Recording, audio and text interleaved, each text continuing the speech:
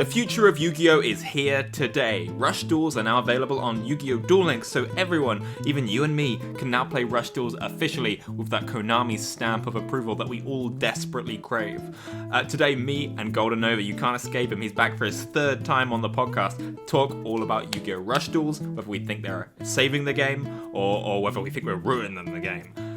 Stay tuned, because I'm loving them and I think it's the future of Yu-Gi-Oh! It's been crazy fun and I can't wait to play more. Let me know what you think in the comments. Do you like Rush Duels? There'll be no TGSAnime guessing game today because we just want to focus on that rushy goodness. Stay tuned to the end of the video. Until next week, bye-bye, bye-bye. We are in a new era of Yu-Gi-Oh! The game has changed, quite literally. Once again, the designers have cracked open the hood, messed around with the gears, and now we're rushing towards a new tomorrow. It's true, it's true. Rush Duels is here. It's been in Japan for quite a while now. When did 7 start in Japan? You know? Oh man, okay, so that would have been around the time that we got the Rise of the Duelist, when all the Albaz stuff started, because that was when they ended Vrain, so that would be 2020, so they've been doing it for 3 years, almost 4. So Japan have been rolling around with Rush Duel, which is an alternate format to real Yu-Gi-Oh! Real Yu-Gi-Oh! What is real Yu-Gi-Oh! Anymore, but so it's designed for younger people, or people who probably don't want to have quite such a complicated game as Yu-Gi-Oh! Japan have had it for quite a while. At the same time, we got a thing called Speed Duel here, which has had mixed results. People like it for the nostalgia, but it's kind of stagnated a little bit in terms of where it's evolved up to. It has a lot of Battle City decks, it has a lot of GX decks. They have not taken the leap from Fusion to Synchro yet in Speed Duel. However, Rush Duel is a very different beast because Speed Duel has just got Yu-Gi-Oh! But worse cards and with slower rules. Whereas Rush Duel has an entirely different card pool, an entirely different rule set, and a whole new lease of life about it, I think. I'm excited for what Rush has been kicking off. How about you? So you've dabbled with Rush more than me, I think. Yeah, when Dawn of the Battle Royale came out, I was really excited to give it a try because it was the new hotness and there was no way to play it. I think that came out a year or so after Rush actually launched in Japan. So there was all this like, ooh, the hype, there's all these different, I can play the noodle archetype, or the chair archetype, and it certainly delivered. Rush, speaking of noodles and chairs, Rush, like I said, is designed for a younger audience. A lot of the archetypes are a bit silly, but I really like that about Rush. There's like a noodle archetype, there's a chair, scare chairs they're called, I think, archetype. There are cards that you'd recognize from old Yu-Gi-Oh! But done in a silly way, so that Utopia is just a tribute summonable monster now, but he is a baseballer, and the rest of Yuma's deck, so not you, the rest of Yuma's deck are on his baseball team as other members of like the pitch hitter and the That is my favorite series of them. It's so funny. There's a blue eyes white cat and a red eyes black cat and an odd eyes cat. It is kind of fascinating because, like, they do just have regular Yu-Gi-Oh! Cards in Rush sometimes. Summoned Skull is in there. Blue Eyes is in there. Pot of Greed is in there. The worst legend card you could be playing in that game. It's crazy but how it doesn't bad Pot stop of Greed them. is in Rush. That is the funniest thing. What does Pot of Greed do? In Rush, it loses you the game. True. But seriously, like, it doesn't keep them from referencing and paying homage to older stuff as well, so they have this strange but really good balance of having reverence for the old cards and irreverence for them, which gives Rush a very wonderful flavor. There's whole archetypes that have received loads of support in Rush that we haven't seen touched for a little bit. Cyber Dragon has a new main deck and a new fusion deck. The only card in Rush that we share is the Cyber Dragon base unit. He has his own fusion monster. I think he might have 2. He's got his own version, Cyber Rush Dragon, I think it's called. It's got its own deck in Rush. That's incredible. Yeah, and the art's lovely too. Art on all of the Rush cards, they've got an entirely new border. So let's go right to the back. Not only does it have so new rules, much! they have changed the way Yu-Gi-Oh! Cards look, and lots of people prefer it. How do you feel about it? And I'm one of them. Look, I can't tell you the number of times I've had to open up Dueling Book, and someone sends me cards to look at, and I have to spend 15 seconds going, okay, is that a level 1, 3, 4, 5, 6, 7, 8, 9, 11. Okay, great. I'm glad it was odd so that I couldn't use my normal way of looking at numbers. Now, you just put the number on the sphere and you know what it is. Yeah, the art box is bigger, and to make room for the art box, they've got rid of the stars at the top, but they have put a big star in the same Yu-Gi-Oh! Star classic icon, but with just the number of stars that it's got, so it's recognizable straight away. They've also changed the way the effect box is written. In Japan, when a card has multiple effects, they bullet point it so it's easier to read. We don't do that in the West because we don't like it. Because why would we? Why would we make it easier? It's supposed to be a challenge. Yu-Gi-Oh! Is meant to be complicated and meant to be gatekeeping. Exactly. But in Rush Duel, they've simplified it even more. Now, there's a big confusion for some people in Yu-Gi-Oh! About what a cost is versus an effect. If you have, for example, Lightning Vortex, the cost is discard one card, the effect is destroy all the face-up monsters the opponent has. If you negate the spell, the cost is not the effect, therefore you still have to discard the one card to try and activate it before they negate it. You know, that's a pretty easy one, most people get it, but there are cards with more complicated effects, more complicated costs, and that does confuse people sometimes. Stuff like Dante, Traveling of the Burning Abyss. He sends the top 3 cards of the deck to the graveyard, which gives him 500 attack per card. Now, the good part of that effect is the sending the top 3 cards of deck to graveyard. So a lot of people would try and negate the Dante to stop them from getting the 3 cards from deck to grave. However, that is the cost. So even if you imperm or effect Veiler and stop the Dante from doing its effect, the only thing you've negated is the gaining 500 attack points. You have not negated the send 3. Anyway, Rush has made it very simple. They've put 2 chunks. They've got requirement, which is the cost, followed by effect. Once you've paid the requirement, or the requirements, like how many cards you've got on the field, etc., is met, you get the effect. No messing about figuring it out.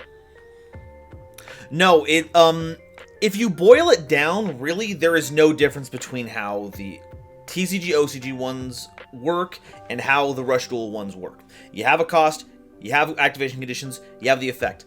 The difference is that Rush formats it in a nice, easy-to-read box, and the TCG uses semicolons. If you look for the next semicolon. to regular colons. Like, it's... If you take a player who's fairly new to the game, and you give them a copy of Twin Twister, and you give them a copy of Branded Opening, and you ask them, which one of these is going to trigger Despian Tragedy, the one that searches you a card? Which one is it? They might not know. No. Because, you know, meta macro version of the game, they function the exact same way. The same series of events happens, but because the semicolon is moved a little more to the left with Branded Opening, that's being sent by an effect. Yeah, like same with every Dark World player trying to read any of their Dark World cards for the first time. Little, 12-year-old me, right, trying to read the Dark World structure decks. Wait, so when do I get the good effect and when do I get the better effect? Because they chunk it in such a horrible way. Anyone who's read a Dark World card knows what we're talking about. We don't even need to elaborate. Like, if you read any of them for 2 seconds, you'll see, oh, that could be written better. Yeah. And it's just a shame because we've had Rush for like 3 years. There's been no push from the... I don't know if the core development team is the right word for it, but the game that we generally play have seen no motivation to change our card frame, even after what I would call the wild success of the Rush Duel ones to add to readability. And that's a real shame because I think that when it comes to talking about accessibility, which is a topic that comes up every once in a while, which is an important one to have, it just seems like the answer was right there. They figured it out. Don't take it. Is it more annoying? We're like, how do we save Yu-Gi-Oh? Konami have said, well, yeah, we know how to save Yu-Gi-Oh. We ain't doing it. You're gonna have to go to Duel Links and play it and get the Gachapon going.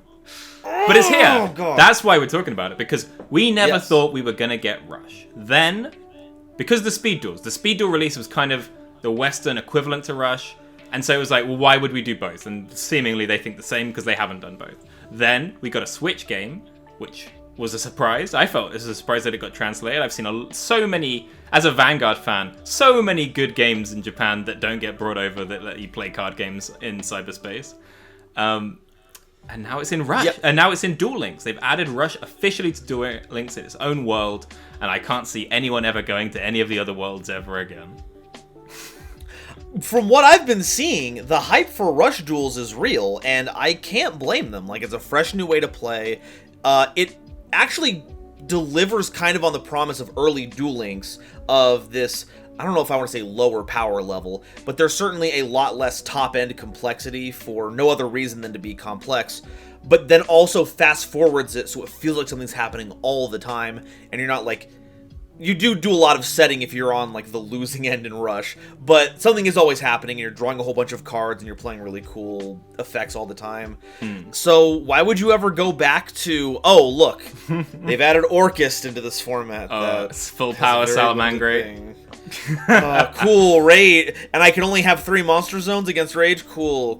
Dude, are you sick of going to locals and getting beaten by Salamangreat? Don't worry, you can load up Duel Links and get beaten by Salamangreat. It's so fun. But yeah, so getting into the fundamentals of Rush. So the card frames look different, but they aren't different really. They look different, they look more simple, but they're just the same as real Yu-Gi-Oh cards. If you were to play, if the cards were good enough, you could technically get your Rush deck and have a normal game of Yu-Gi-Oh against a normal Yu-Gi-Oh player. For the most part. But the rules of how you play with your cards have changed considerably. So instead of starting your game and drawing, if you go second, drawing the 6th card, you now draw up to 5 cards every single turn.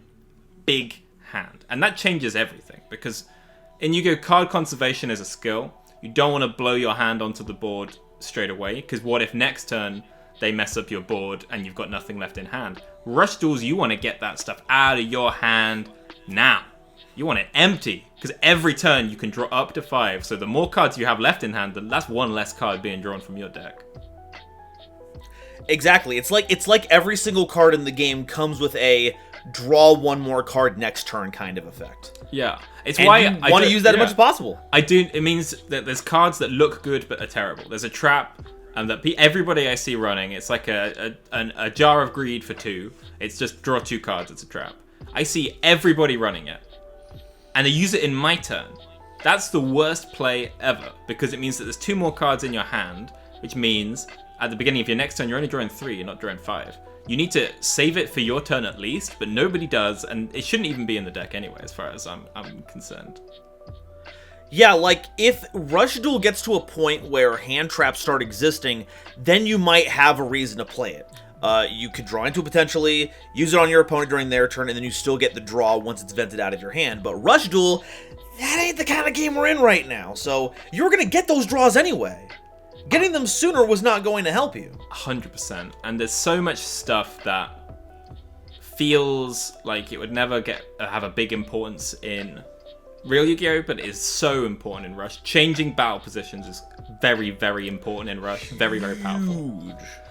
Piercing, and that's one of the things that, like, feels like older Yu-Gi-Oh, too. Caring about battle position. Nowadays, it's like, okay, well, if we're not in attack position, we're losing value, so we have to summon everything in attack and only summon in defense position when needed. And there's something to that here, but now you care about it more because the stat differential is just so, like, fine-tuned to actually make you care about it. And you may wonder, how are you emptying your hand so quick every turn? It's because you can normal summon as much as you want every single turn, and that includes tribute summoning too. You can do 1-2, tribute for 7, 1-2 more, tribute for another 7. If you have the cards in your hand. This means level 7 monsters are viable. They're not only viable, they are normally the win con. Yeah, they're your boss monster. Reason number 2, once again, you're not drawing into some generic extra deck that gets your answers. Your main deck has your proverbial Blue Eyes White Dragon. Except this time, it's a space dragon that, if I'm gonna be honest, looks way cooler. Or actual Blue Eyes if you want to play it. Like, he's there as a legend card. But that's true. Why would you when you could be playing our cool guy, Multi-Strike Dragon? But, yeah, he's so cool. I think this is the most close it's felt to being able to feel like you're playing the old school anime. Because drawing 5 every turn means you draw the thing you're looking for. You're always going to get it within, like, turn 1, turn 2. Because you're drawing 10 cards in the first 2 turns. You're probably going to, in a 30 card deck, you're probably going to find the card you're looking for. You can always normal summon Blue Eyes normally, unless you've accidentally messed up your board considerably. And it's just you get to come back as well. I've had turns where like they've blown out all my monsters, but because I'm drawing 5 next turn, I'm not so worried. Every life point matters. You only start with 6,000, but I'm on like 500. It's like, well, yeah, but if I draw 2 level 7s and 3 things that let me tribute some of them somehow, I could come back, you know? I'm back. Yeah. What if I move you to defense position? Your giant wall of attack monsters don't seem so cool now, do they? And it feels like they've balanced it really well. Like, for example, Multi-Strike Dragon, he's like the best attacker in the game. He's a 2/5, 1/5 defense monster. There's a level 5 wizard. I can't remember what it's called. It's a green guy. He's got 1/6 attack, and he puts something from attack to defense mode. So if you have Multi-Strike Dragon out, your 2/5, the wizard can put it into defense, and then he can just pop over his defense and just get it out of the game. It felt like they actually thought about it, which is crazy. It turns out that games are more fun when you have interaction. Who knew? Dude, changed the game. Yu-Gi-Oh! But I get to play Yu-Gi-Oh! Insane. The No. most fun part of Yu-Gi-Oh! Was playing Yu-Gi-Oh! All along. It was the friends we made along the way. Taya was right the whole time. It's true. Taya would be killing it in Rush Duel. She'd be drawing 10 cards and then she'd get her Dark Magician Girl straight out of the gate. Easy clap. I've just been That's having why so you much don't fun. mess with Wings of Friendship. Taya, what are you doing? You keep drawing 5 cards from your deck. So? That's against the rules. Screw the rules. I have friendship. So true, so true. So So you've been playing the Switch game. I've been playing it on Duel Links. It's been fun. It's been a crazy fun time. How was your experience going into Duel Links from like the beginning? Because it took me a couple of duels together. The MBT did a really helpful video, kind of just explaining why some cards are good and why some cards are terrible. Stuff like a spell called like Pierce, which is just a simple spell, gives something piercing damage so that you can deal damage when they're in defense mode. When you have big beefy monsters like Multi-Strike Dragon that can attack twice, and they've set 3 cards face down, and they can set 3 cards face down over and over again with Rush because they keep drawing a new hand. Getting to do piercing damage is actually really powerful in Rush. yeah, and I would have never thought that that was a consideration for a long time, but no, it makes sense. If you can draw more Mystic Cats every turn, and then eventually you can get into the trap card that wins you the game, you can't be content to sit on your giant board of monsters and punch into things. Yeah, you have to deal damage quick and fast and now. But yeah, as an experienced Yu-Gi-Oh! Vet, you've played the real game for a long time. How did you find going into Duel Links? Duel Links, Rush Duel, sorry. Yeah. Oh no, you're good. You're good. So I don't think I had an issue with it, like, mechanically, sitting down, and of course by that time I've been listening to a whole year's worth of information about Rush secondhand, so finally getting the chance to get my wrists in there and figuring out firsthand how the experience works was really fun. But what was the most interesting thing to me really was all the design choices. Seeing monsters that were this small actually mattering was really cool. Seeing a card that cycled you and didn't have some, either like a drawback from the early days of Yu-Gi-Oh! Or cycled and then did something ridiculous, was interesting. I think it's like Mystic Dealer it is. Discard a spellcaster, draw a card. Yeah. But he's only got a 1k body as well. That's the numbers is so weird in Rush. Yeah, so you can't just sit on him. You're like incentivized to summon, discard, try to draw into a tribute and then summon over it, or maybe you draw that trap card for spellcasters that keeps them safe, so then you have another turn with that. You draw your hand of 5, uses effect. You effectively have a 6-card hand, you just get to lose your worst one, which is just... And then you start seeing all the little things that this game that has noodle ninjas is making you think about. And it's lovely. Yeah. What kind of deck were you running? I was running the campaign, so I think it was just Dragoncaster. Okay. And boy, when Maximum Summoning came up, that was simultaneously the coolest and most frustrating part of that entire game. Really? Because they did not balance it very well for that experience. Because the idea of Maximum Summoning is very fun, and I think we might go into more detail. Yeah. Maybe later on. Yeah. But they make it so you can only win if you maximum summon, but they don't give you a preset hand to do it. So while they're being all like, okay, well, I'm doing the Yggdrasil one, and you're going to die in 2 turns, and you're sitting here with 3 copies of the left, and it's like, okay, cool, I will draw 2 cards every turn, and I will die. Pass. So maximum summon is a unique summoning condition. We talk about the fact that we haven't got a new kind of summoning since Link. We have had a new kind of summoning since Link, but it's just been trapped away in Rush Duel. It's called the maximum summon. Anybody who's tried Cardfight Vanguard will have seen something very similar with their thing called Legion. This is where you build a boss monster. You have multiple weaker cards that are multiple pieces of a picture, and when you put them on the field at the same time, you can complete the picture, and therefore they combine to make one big super monster. I've not maximum summoned because it's not in Duel Links yet, or I haven't got to a point where I'm allowed to do it yet. I don't think it's in yet. I haven't seen anyone talk about it, so I have to assume it's not. I'm assuming it's not, and I haven't finished 7s yet. I've only just started the anime. Tell me more about maximum summoning. So it's just building a picture, right? Like Exodia, but on the board. Yeah, you get like a center, a left, and a right, and thankfully they can be played as individual monsters. But half the time they have a requirement where it's like, if this card was maximum summoned to get this effect, otherwise it might as well just be a vanilla, and they're nowhere near as good. Do you have to summon them in one? Or can you like have the right already there and then summon the left and the middle later? Or do you have to like go, I'm going 1, 2, 3 now? Yeah, you have to have them all assembled in your hand at once. If you already have monsters, you just send those to the graveyard to make room for the maximum monster. But the trade-off is that you actually get a monster with multiple effects. Because it is treated as, it is one giant one, but the left one will be all like, okay, now it's immune to trap cards when it's maximum summoned. This card deals piercing battle damage when it's maximum summoned. Yeah. And then some other like, I'm going to gain 20 billion attack points, and then I'm going to win the game. But the drawback is that sometimes you're stuck with a hand of maximum monsters that you don't want to summon because now you don't have the keys for it. No. But if you don't play them, you're not drawing all those cards. Yeah. So it's this weird feedback loop that can be really flashy, but isn't always tactically good. We have had an awful lot of fun with Rush. It's good. It feels clean. It feels like a good step forward. I'm excited to see where it goes. It's in Duel Links now, so normal, everyday people can have it who don't have weird fan-made simulators burned into their PC hard drive. What do you think this means for Yu-Gi-Oh? Do you think we're going to start seeing Russian products? Do you think they're going to start changing the real game? What do you think? That is the biggest question that will never have an answer until it actually happens. Because we're always going to be all like, is this the year we get Rush?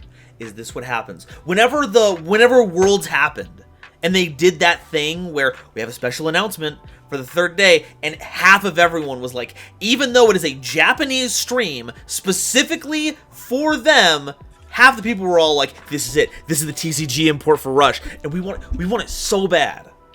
I would imagine if it was the announcement. We are happy, Japanese Yu-Gi-Oh audience, we are happy that the big news that we promised you is we're gonna be selling stuff to Americans. Yeah, baby. Only money. We must get more money. And people are like, why do you care that Konami makes money? Because if Konami stops making money, they'll stop printing my cardboard. I need the cardboard. I need the cardboard, please, sir. Sorry, the way you said that was reminding me of this TikTok person that I've been seeing recently. I think they're called Other Side of the Pond or something. I've not seen them. Every one of their videos, it's someone from Britain who's moved to America, and it's like, today's question, why do Americans spell gray with E instead of A? And it sounded exactly like that. So now I just want to do a parody version that's like, today's question, why do Americans call it speed duels when the Japanese call it Rush? Because actually, there's a huge difference going on here. It's an entirely different game.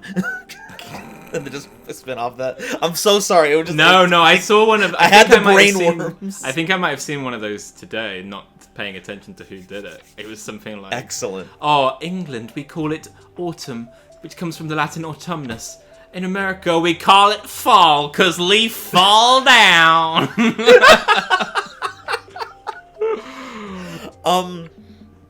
But yeah, like, I made a funny little accent joke about it just now, but I really think the fact that they called it Speed Duels and the other one is Rush Duels really does put them in a marketing squeeze. Like, those are two, if you look far enough away, those are the same word. So, like, far. what happens when Timmy asks his parents for some Speed Duel packs and he comes home, their parents come home with a card that looks entirely different. That's not legal for any of the games his friends play. You brought back little Timmy, I appreciate it. I love little Timmy. Whenever he comes into the conversation, you know it's a good conversation. Yeah, that's how we know that we're talking about the core audience. Little Timmy. Yeah, you're right. And I think it was interesting that now in Duel Links, if you go on the ranked ladder, it's Speed Duel and Rush Duel. They're the two buttons you click on and you choose. And I was like, wow, okay, so we're just gonna call it like that. They're next to each other now. It's weird. I don't know how I feel about it. And I mean, like, was Duel Links ever not Speed Duels though? It kind of is, but it's like Speed Duels if they kind of filled it with all the stuff that people don't like about real Yu-Gi-Oh! Xyz monsters and Link monsters and, you know, all the stuff that I imagine that the core audience of Duel Links are playing Duel Links to avoid. Fair. They got to get those gem sales going, know what I mean? We got to push... We got to push Amazonas. We have to print support specifically in the TCG that sucks, but now that it's digital... It is interesting how there's a lot of cards that feel good in Duel Links that are bad in real life, that maybe every pack we get a few more. Stuff like that, like a bird that lets you tribute it to draw a card. I was like, maybe that'll get used in a Duel Links deck, I don't know, like... Oh yeah, the Cuckoo commanded to croon. Yeah. That's gonna be a huge staple at some point. It must, when they print it. And it's interesting with Duel Links that they print anime original cards, like Kiteroid and stuff, that we just... why haven't we seen it in real life? Like, what's the point? Why do you need to hoard Kiteroid away in Duel Links? I get putting it there first, but why not just put it in one of the animation packs that they release? Yeah, I feel like that would be like a home run. Maybe you make like a Duel Links import pack or something. I'm sure someone's floated that idea somewhere in corporate. We'll get it one Some day. intern. The intern who makes the ban list. He's got... the intern who makes the ban list also has the best ideas, but they only approve his bad ideas. I think we should leave Mystic Mine legal. Oh, great idea, Jim. But what if we made everything affordable? Get out of here, Jim. Get out of here. You've hit it again, home park with the ban list. If you hadn't made such a good ban list, we'd have fired you for saying that. You telling me you want to not upscale all the rarities when we import them to the TCG? Get out of here. Go on. Get out. Okay, I designed this engine. Yeah, little Tim. It's super accessible, goes in every deck. It's brilliant. It takes your old archetype, makes it like a brand new one. Amazing work, little Jimmy. How much we pricing this at? Well, I thought we should put it at super rare. Everybody gets it. Yeah, you know the one card you need to make it work? That's a secret rare now. Now get out of here, little Jim. I don't mean never see you around Domino City again. Don't come with me unless you got a quarter-century rare on you. Get at the Battle City. Oh, dude, Konami should just start limiting products to people that Kaiba think are good enough to enter Battle City. Just like you weren't even allowed to buy a dual disc unless Kaiba thought you were good enough. You should not be able to buy booster packs unless you've topped a regional. And this is coming from someone who will never top a regional. Yeah. Look, I didn't rent out this entire city so I could let poor people duel. I'm looking for the upper crust here. Poor people were dueling in this city before I bought. This Battle City, wrong. This is the gentrification circuit. Oh my god. I support women's wrongs, but what was she doing giving Kaiba that Obelisk the Tormentor? It went straight to his head so fast. He took no chill. She gives him it, 20 minutes later, he bought Domino City. You know what? This whole magic and fate thing, I'm starting to feel, after Mokuba got trapped in a card, I had to confront, my business partner, betrayer Pegasus. Maybe there is something to this whole thing. Kaiba, here's the power of a literal god that you can fit in your pocket. And now my complex has been restored. I was gonna say, maybe it was retail therapy. Maybe having such definitive proof of magic, he was like, I'm gonna need to do some science, or I'm gonna really start believing this magic's existing. I need to make a duel disc, I'm gonna buy a city, we're gonna have a bracket. I need to do an anime tournament arc right now, or I'm gonna start believing in God. And nobody wants that to happen. I can't have someone higher than me at authority. I'm Seto Kaiba. Thank you for your kind gifts, Lewis, Sean, Ben, John, Zaid, Z, Corin, Eric, Wolfie, Joel, Cat, and Chaos. Big appreciation all round.